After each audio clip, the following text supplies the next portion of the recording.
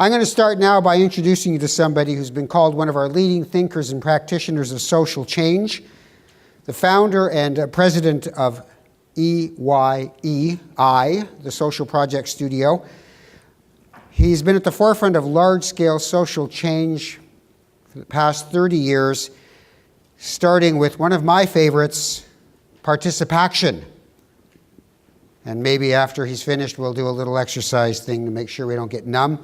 That was in the early 1970s, that campaign. He's the architect of many campaigns focused on breakthrough social innovation, environment, sustainability, ethics, health, all those things have been involved. He's also worked with DuPont Canada to develop the Social Innovation Initiative and with McGill University to create one of the world's first social innovation think tanks. We're having him up here to set the stage for what social innovation is and can be. I was speaking to one of the best practitioners of social innovation in this province, and I asked her, well, what is it? And she said, I know it when I see it. So I got worried and figured maybe we should try to sort of set some parameters for what those words can mean. We'll start with this man, and hopefully he'll help us. Ladies and gentlemen, please put your hands together and welcome Rick Young.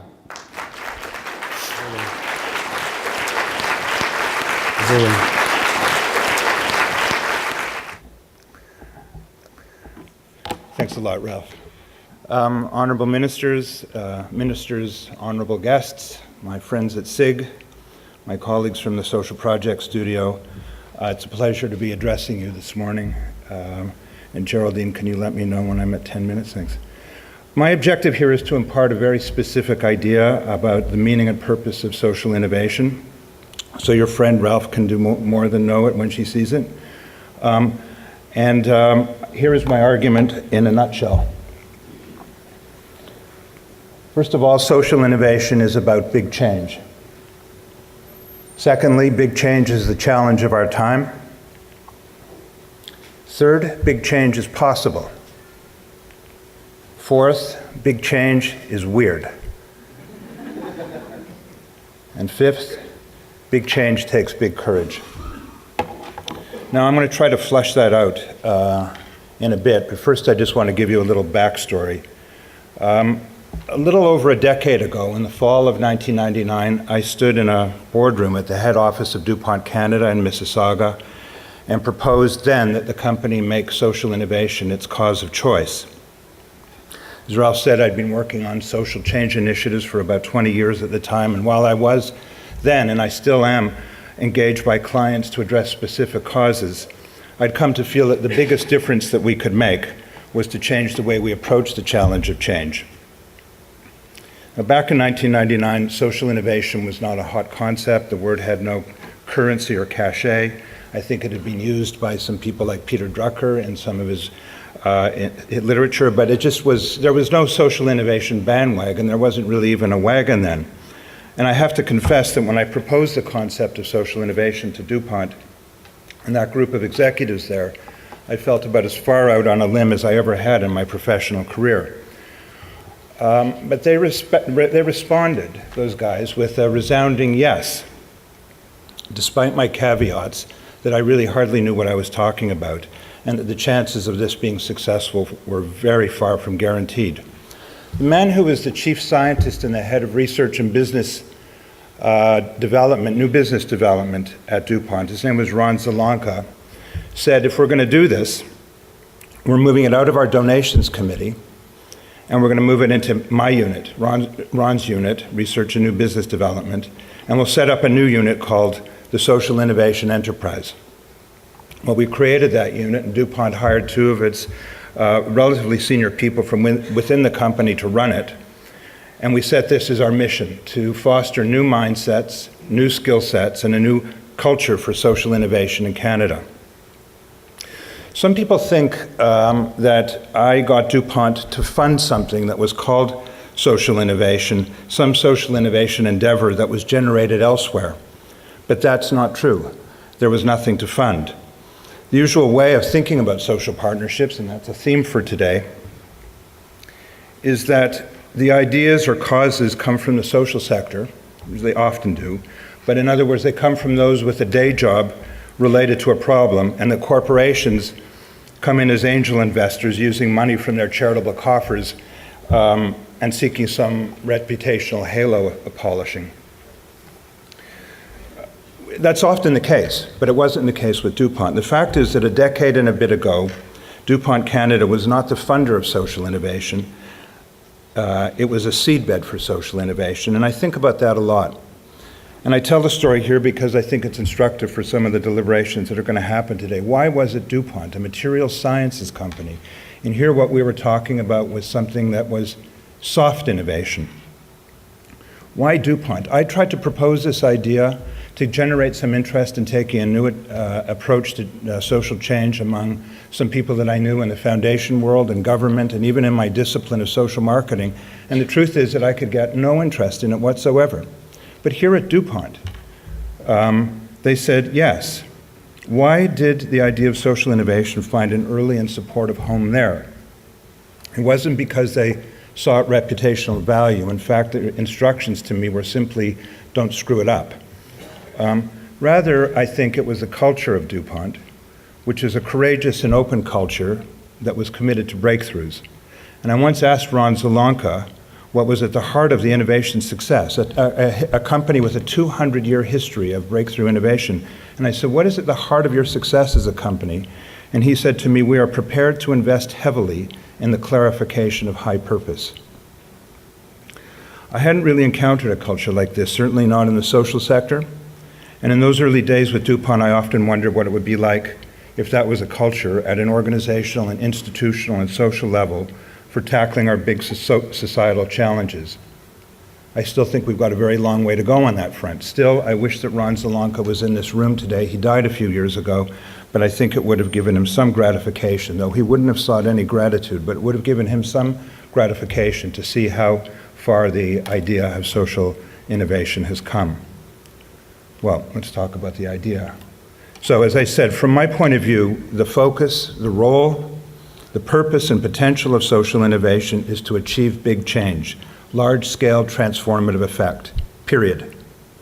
Let me go back to the core aspiration when we set up the initiative with DuPont. This is how we described it. What we wanted to achieve was leaps in the creation of social impact. That's what we hoped the effect of our work would be.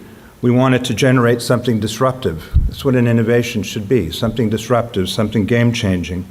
In its own work, and this was instructive to me, DuPont was extremely clear about the meaning of innovation. They did not mean it was a new invention or a new idea or a new process. It's not about the new inputs. It's not an innovation until there's an achievement of value. It's about outcomes. And the kinds of outcomes that we were interested in, as I say, were large-scale social change effects. This was from some marketing video that DuPont had produced, but it was very inspirational to me. We didn't get where we wanted to go by taking baby steps. We got there by taking leaps, leaps that changed everything. That's what we wanted to contribute. Now, let me move on to why I believe this is so urgently required today. It seems to me that big change is the defining fact of our time. This is the challenge we have to rise to. It's the call and demand of our era, because steady as she goes is not going to take us to a very happy place. To paraphrase Shakespeare, well, Malvolio and Shakespeare, some achieve change, some have change thrust upon them. Well, in our moment in history, we all have change thrust upon us. I don't need to dwell long on the pressures because we all know them only too well, but let me quote from Thomas Homer Dixon, whose book, by the way, The Ingenuity Gap, was one of the provocations and inspirations for the development of the whole social innovation initiative that we did at DuPont. As Tad says, human civilization is about to go through an epochal energy transition from an age of cheap, abundant, high-quality energy to an age of energy scarcity. Scholars have not even begun to explore the implications of this transition for civil peace and political order.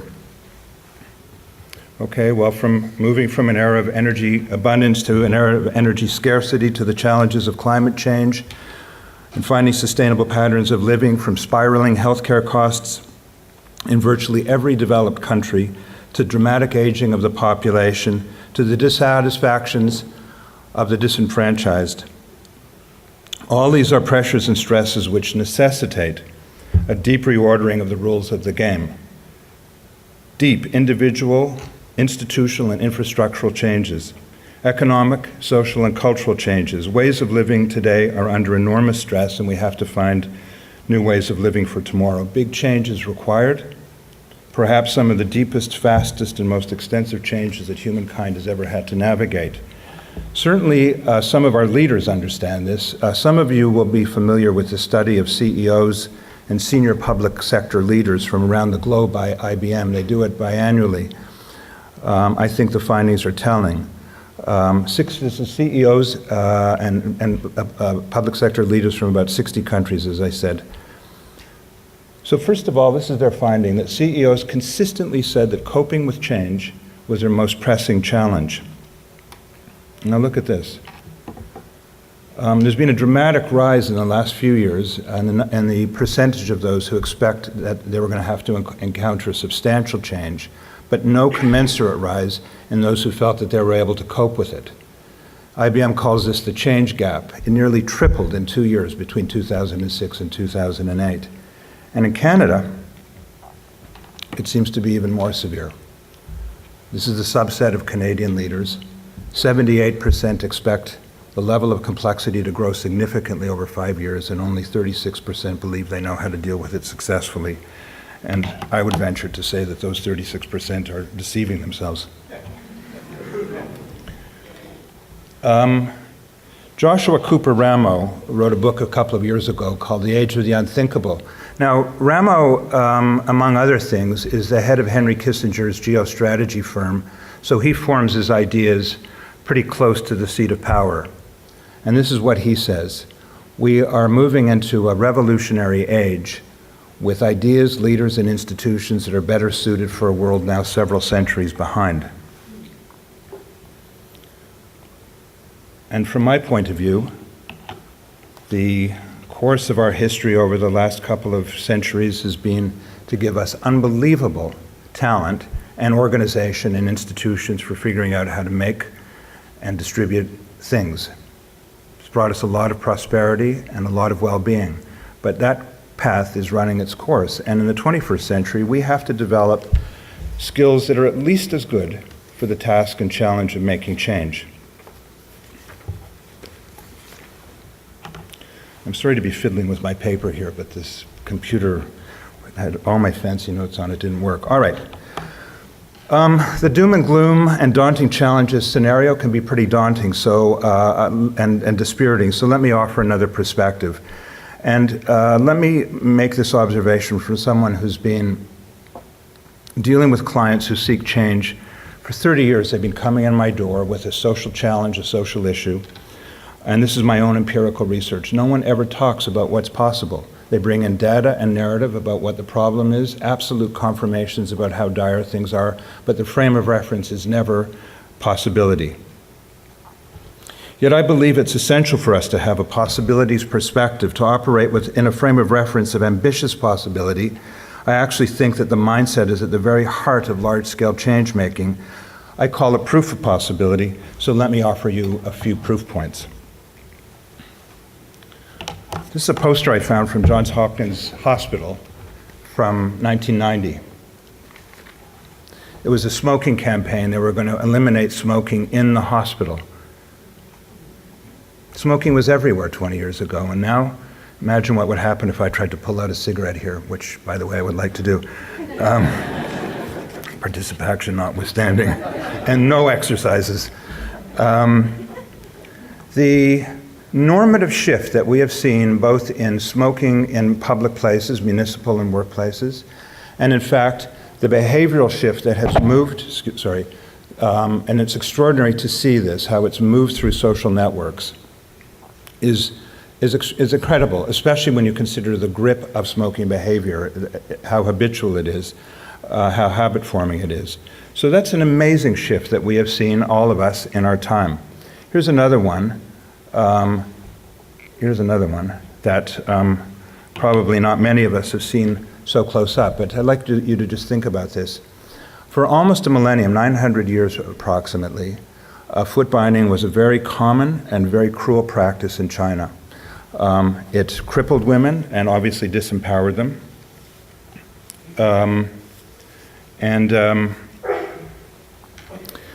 And there had been attempts over a number of, over the centuries to eradicate it. All of them had failed. But then, in an extraordinarily short period of time, with some intervention, this is what happened. Now, this research is from there was a sociologist who did some research in a place called Tingxian, I think it was, near Beijing, but these numbers probably were parallel throughout the country. In 1889, 99% of women of a certain class were foot-bound. By 1919, none of them were. It's extraordinary change. And I've lost my place with my notes. Okay, here's another one, Bogota. Do folks of you folks know about the Bogota story? It's unbelievable. Again, the sort of narco traffic and narco murder hell that it was, a place of unbelievable despair. In about 15 years has seen a 75% reduction in murder rates, a 40% reduction in water usage, 30% increase in school enrollment, and this is actually part of a much larger project which is about democratizing the city and turning it, as one of the mayors said, I think it was Enrique Peñalosa, from a place built for cars to a place built for people. Oh, I gotta hurry. And the UN has called Bogota now a model for transport and democracy for cities around the world. And by the way, there's been an unbelievable inversion of optimism, of pessimism in Bogota. About 80% of residents there used to have no optimism for the future, and that those figures have been reversed.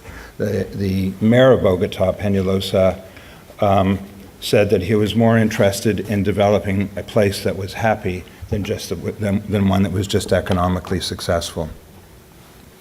Okay, what can we learn from these examples besides the fact that big change really does happen?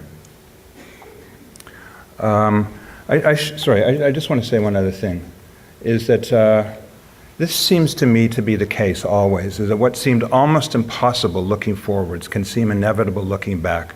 And I think that it is essential for us to have this kind of possibilities perspective if we are to be serious about the work of social innovation. We have to develop now that I found my notes, my most important point, a new literacy around transformational phenomena. And that literacy, and from that literacy, develop new competencies. This is at the heart of the kind of social innovation that I care about. We have to lift our sights, embolden our imaginations, and make that part of our innovation discourse. We have to continuously invigorate our thinking with the shock of the possible. The failure to imagine bold possibilities, the continuous default to the expedient, the pragmatic, the predictable, is the stopping point. It's actually what puts the no in the word innovation. Okay, now, as I was saying, besides the fact that big change happens, what else can we learn from these examples? Well, simply this, that the dynamics of transformation are really weird. They're not reducible to simple cause and effect explanations. They do not unfold in a linear, predictable, or manageable fashion. At some point, the effects become self-propagating, and the outcomes are a quantum order different from the inputs. Transformations are big flips, and they can happen in social systems just like they do in natural systems, and ignoring that fact is like ignoring the fact that at a certain point, a nonlinear point, water can become vapor. So this, I think, is what we have to have in mind if we're serious about the challenges ahead. That what is probable is not at all like what is possible, and what is possible is not at all like what is probable. These processes, these weird complexity processes, challenge our conventional logical and pragmatic view of how the world works, but that view is constrained. And when we change our view, I believe, we can become open to very different insights and ideas about how to approach the challenge of big change. We have to give up the comfort zone of our certainties in order to step into the zone of possibilities, and that will be difficult for all of us control freaks in the room. What we do have to become comfortable with is complexity, because The only reason that big social transformations happen is because of complexity. Complex systems, as you know, we all talk about complexity now, but we really are rooted, as Joshua Rama was saying, in an old view of the world. And our habits of thinking, planning, and organizing do not, for the most part, conform to a complex systems view of the world today. And I'd venture to say that it is particularly difficult in government, where accountability is a key driver. From my point of view, again, a complex systems view is absolutely essential for social innovation, for real social innovation. Okay, here's my final point and my final minute. The dream of social innovation, without the courage to pursue it, is a waste of everything. We can talk about social innovation all we want, but unless we are prepared to harbor notions of large-scale change, imagine big difference, and cultivate the conditions in which that is not idle dreaming, but act as purpose-driven work, we are not stepping up to the challenge of our times or the potential of real social innovation. This place, our place, Ontario, could and should be one of the epicenters for real social innovation in the world. We need great innovators, of course, but I think we've got them aplenty here. Smart, creative, determined people who are committed to making a difference, committed to the well-being of our environment and the well-being of our communities. But that's not enough. We also have to cultivate a true culture of innovation here, a culture of possibility, a bold culture, really bold culture, open to and capable of supporting the differences that real difference-making requires, a culture like Bogota, a culture like DuPont.